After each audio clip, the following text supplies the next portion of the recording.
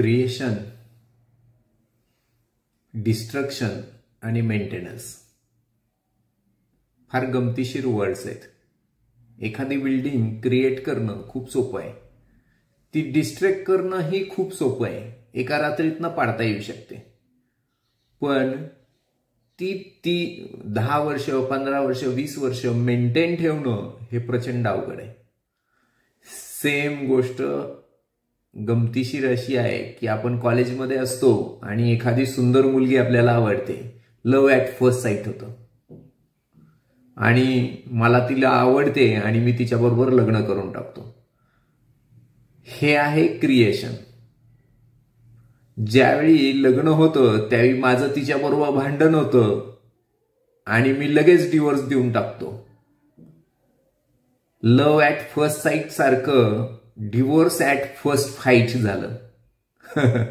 Divorce at first fight झालं.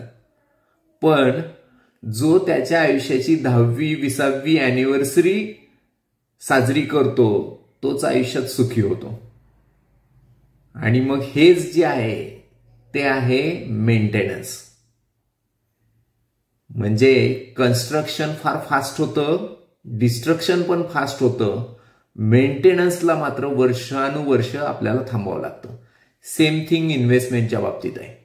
तुम्ही invest केलेलं लगेच करता येऊ शकते. तुम्हाला इन्व्हेस्ट, तुम्हाला विड्रॉ आपण लगेच करता येतं, तुम्ही लगेच पैसे काढून घेऊ शकता. पण दोन्हीही पेनफुल आहे.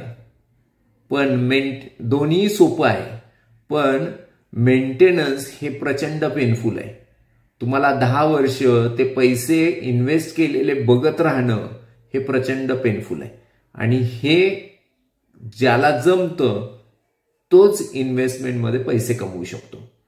आणि ते जमण्यासाठी हर्षद शाह सारखा माणूस पाहिजे की जो तुम्हाला प्रत्येक वेळी तुमची आठवण करून देईल की अरे तुझा 10 वर्षानंतरचा गोल आहे आणि त्यासाठी तू ही इन्व्हेस्टमेंट केलेली आहे, किंवा तुझा 20 वर्षानंतरचा गोल आहे आणि त्याच्यासाठी तू ही इन्व्हेस्टमेंट केली आहे, ह्याची आठवण जो करून देईल त्यानंतरच तुम्ही ते मेंटेन करू शकाल.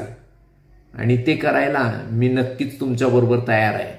त्यामुळे नक्कीच तुम्ही मला त्यासाठी प्रेफर करू शकता. थँक्यू.